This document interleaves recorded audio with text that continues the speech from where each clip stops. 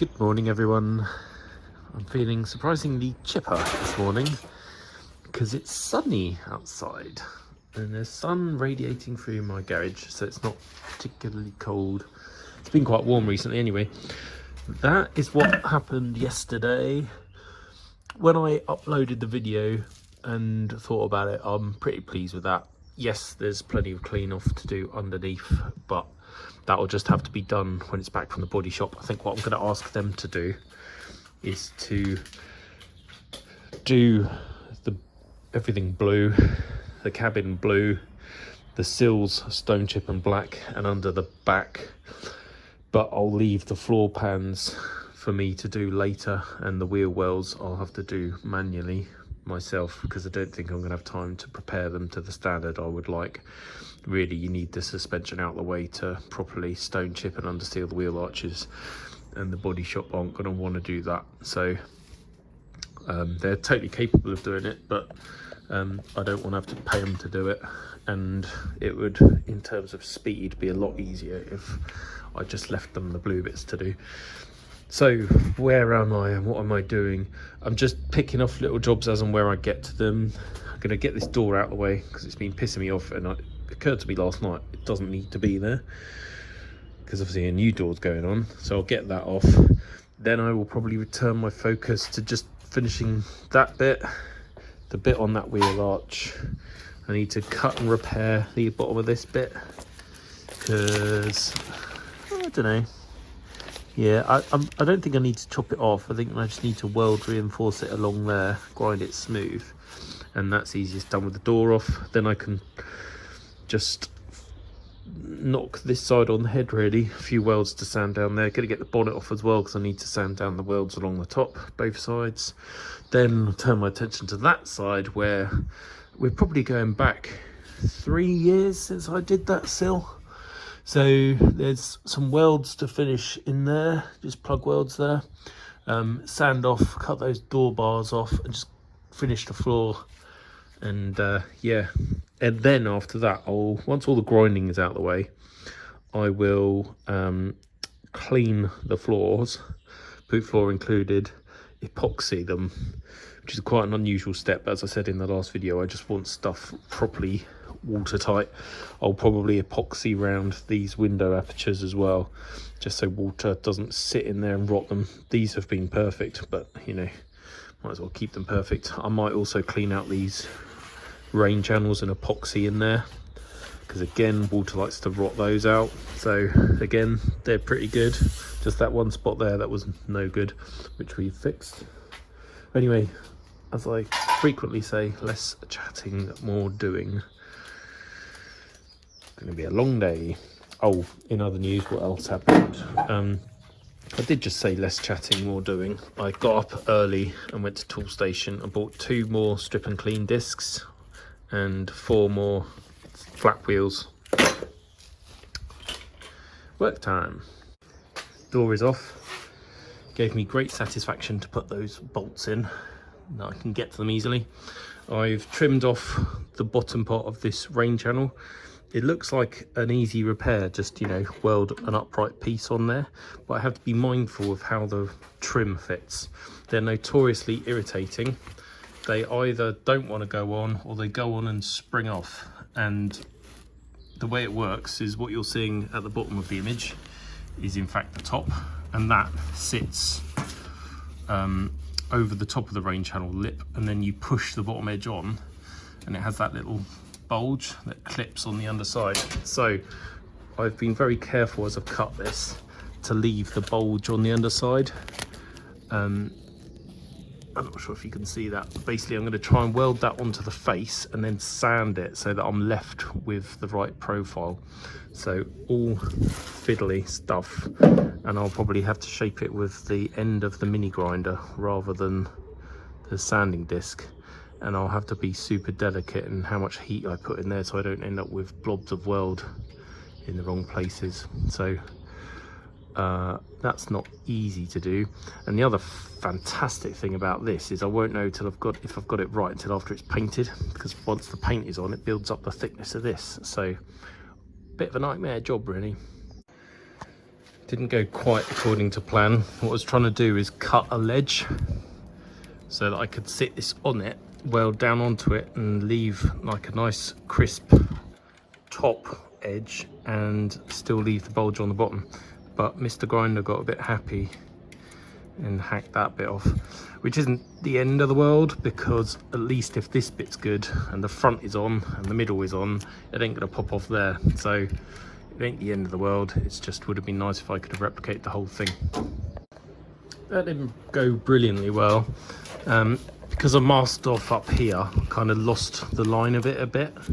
And then I was using the grinder underneath to cut the groove through it, and kind of cut a little bit too far through, and had to weld along the inside and then grind that down smooth. But I have that other profile. It's the wrong shape, but at least I'll be able to see whether it wants to fit, and I'm gonna have to tap that front edge down and bend it out a bit, but we can see how it fits.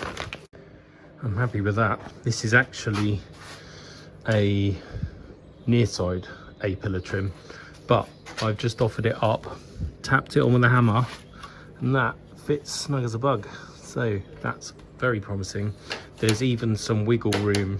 I mean, that's right on there. That is not a trick for the camera. That works really well. And the nasty bits are all completely hidden. By the time that's had some epoxy and some seam sealer, it'll be grand. So yeah, pleased with that repair. Just got to do the one over there now. That should be quite a lot simpler, because I've got 2 hard points and I can cut the rain channel section I need out of this bit there. I think I need 85mm, so I'll just pick that off, drill out the plug welds, weld it on, sand it down, and then one bit to go on that wheel arch, and then I think that's it done. That worked so nicely. Literally probably less than a minute to put a cutting disc through there, chop that off, bosh a plug weld drill through there, and bing, came off. Now let's go and see how lucky we are going to be today, and how much of this profile needs adjusting. Very little. As this goes around the car, the gap there changes and the angle changes, so it's quite fortuitous that it happened to be out of the same rough bit of the car, even though the other side. So a bit of sanding, a little bit of trimming, and I'll weld this lip in first, then I'll beat the rest to fit the car, because obviously that rain channel and that groove, that's what I'm trying to replicate. I could probably super glue that in there. Fits like a glove. It actually fits too tight. If I want to get decent penetration into these welds, then it does need a little bit of more of a tickle, but so close. Just cleaned it off with the sander again, put some weld through primer on it, and then this will be ready to go in. So I've just sanded a bit off the edges and my hand, so that that has a gap for the weld to go into, so that when I sand it smooth, it doesn't just leave a paper thin join. That's better. Tiny skim of filler and you'll never know that was there. The chrome obviously covers that bit, seam sealer covers in there, rubber trim covers up to about there. I will actually dress that back a little bit more, just so it's nice and smooth. I keep forgetting to record stuff because I'm so keen to just get on with things. But that's that in and painted red. I just put a patch in to this wheel arch bit. I didn't need to do it, but I did it because I wasn't happy with it. So there's just a new piece in there. Then I was grinding down welds at the back and remembered that it'd be helpful if you had holes to mount the bumper on. So I'm just going through with progressively larger drill bits until I end up with large holes like that to go through, and then I can actually mount my bumper. Well, not right now, but I mean conceptually I can mount my bumper rather than just think, oh shit, I've got a freshly painted body shell with no holes through it. It might also help if I had a sunroof drain hole that side. Got one over there, got to put one in this side. Incidentally, these holes, they're all going to get filled up with seam sealer, so don't worry about those. I've discovered a slight problem. I've just been up for a nice cup of tea and realised I've got chuffle gas left. So I've turned my regulator down, but the risk is that I run out of gas today and not able to finish any more of my welds. So that is changing what I'm doing. It's important that I put the epoxy in and get it seam sealed before it goes to the body shop. So I'm going to have to concentrate on doing these welds in here.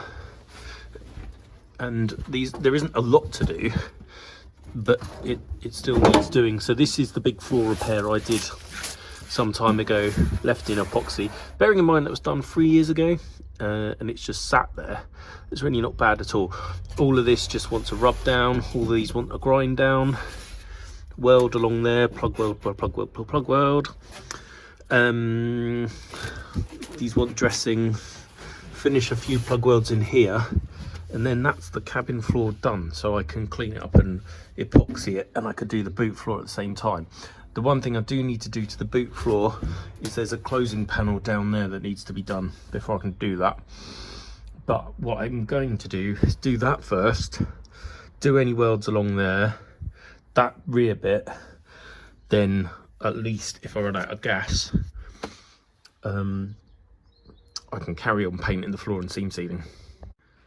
We are over by part of the car, which you may not have seen for about 4 years, 3.5 years, something like that. This is the side that had the whole new sill all the way along, but I never fully finished it. So there's still the bottom of that A post to hammer in, plug weld, same again at the B pillar. It's really annoying. I never even put any sort of treatment on this, so I'm gonna have to de-rust it all again, probably put some deoxy on it maybe, but yeah, got to do that. And then under the car there's a lot of welds to grind down and stuff like that. So this side was all done already, that was brand new. It's all of these bits that I really need to take my time with the car up in the air, de-rust and epoxy. I just don't have time to do it now. It'll have to be done after I get back from the body shop. I also need to hammer and dress the bottom of this, do the wheel arch lip, all that good stuff. And at the rear, I know there's more complicated welding to do, which again, never got around to doing. And clean up, that all needs to be done. And I think closing panels in here and a few plug welds along the bottom. It's so annoying when you think you're nearly done and you find yet more stuff to do. So I'm just removing doors, get these bars out of the way, then I'll bring the sand around, sand off everything, start de-rusting that. I mean, it's not bad.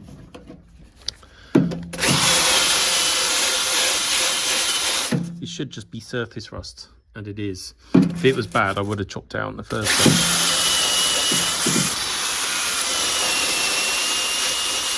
So whilst it's not ideal, it is only where I've sanded the paint off that it's started to rust.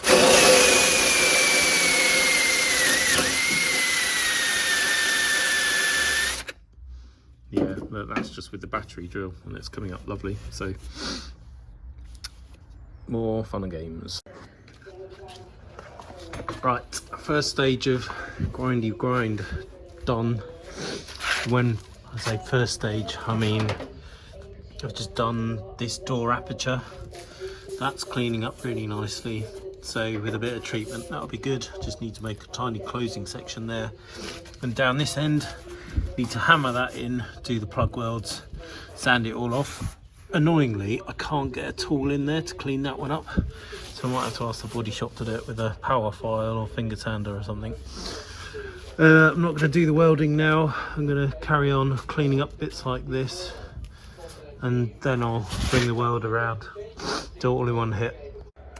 Right, done quite a lot of clean up all along here.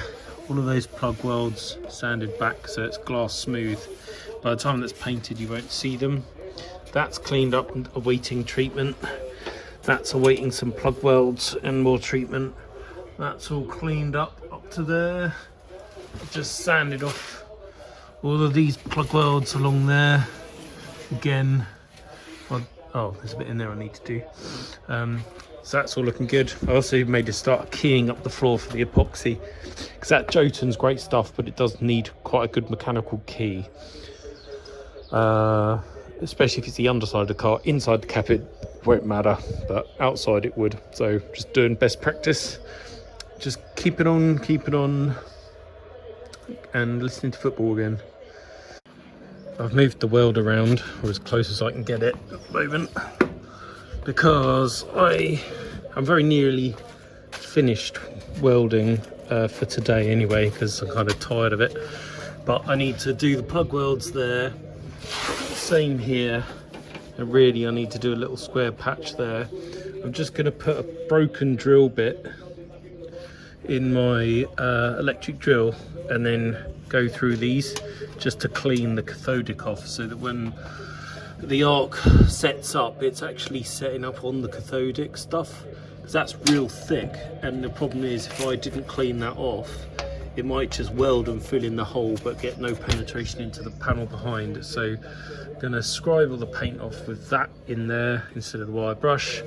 Put the heat up a little bit probably, or the current, sorry, and then zap those, and then I'll try and clean them off as best I can. It might have to be I leave it for the body shop with a finger sander, as I've previously explained, and probably boring you, but that's what's going on.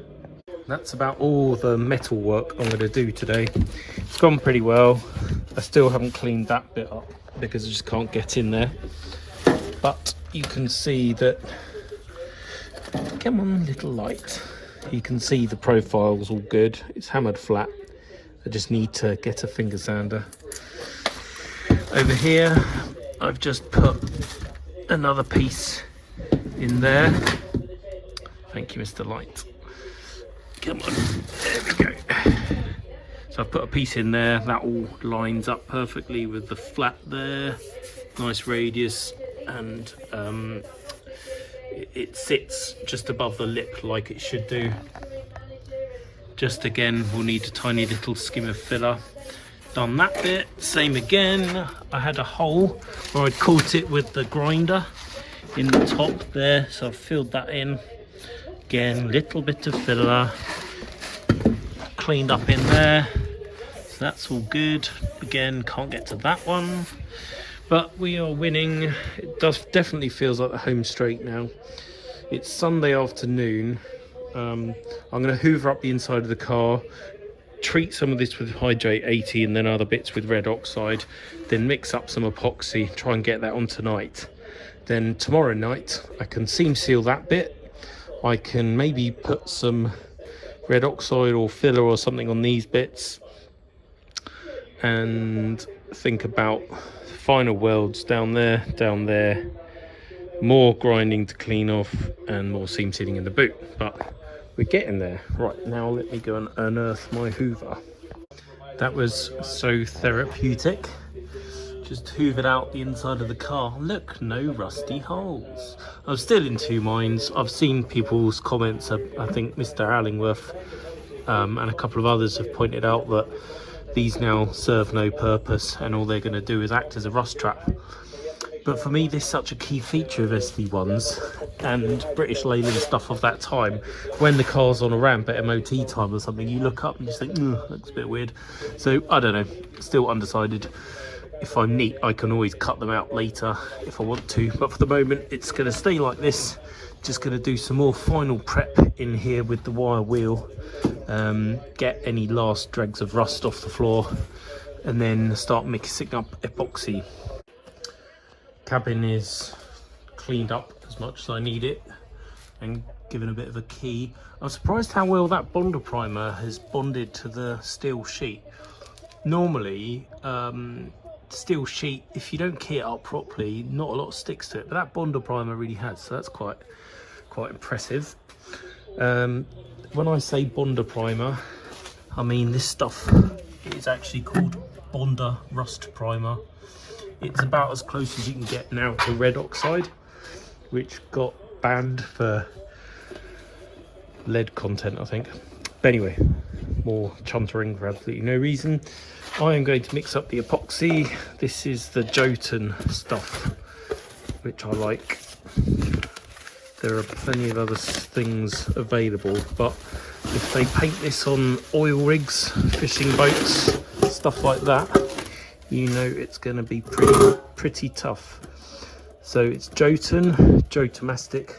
This is 90. It's replaced 87, which is what I used previously. I think the only difference is that it's able to be tintable and it's a little bit more flexible perhaps, but it makes no odds to me. It's what I'm using, and I think I will Google it again just to double check, but it's 6 parts of that, 1 part of that, mixed up. Stir it, leave it in the pot for 10 minutes, paint it, and you've got a pot life of about half an hour. Important correction, it's 3.5 parts to 1 part, so that's worth knowing. That's a bit different to how it used to be, I believe, unless I've always been doing it wrong. Anyway, I'm going to mix that up and paint stuff. That is the end. A very long but successful, productive day and weekend really, if you count yesterday's video. Made lots of progress. There's still a lot to do, bizarrely, but you know, all you can do is keep chipping away. That should go off tomorrow. I can come back, seam seal along the edges, seam seal a couple of other bits, finish the welding that side, epoxy and seam seal the boot, or epoxy it and then wait for that to go off, then seam seal it, shove the doors on, shove the bonnet on. Ah, bollocks, you've still got to do the wheel arches, really. Grind the welds down, de-rust, or not de-rust, but where I've welded, obviously the old underseal's gone flaky, so I need to strip all that off and at least do the wheel arch lips. What I want to do is put that Jotun epoxy on the actual wheel arch surface, so then Body Shop can clean back this face, blow it all over blue, but that will be protected in epoxy. So that's what I want to achieve before Friday. So we've got 4 nights to do it really. Right, well I'm going to go enjoy the rest of my Sunday evening. I hope you all go and do the same. Bye.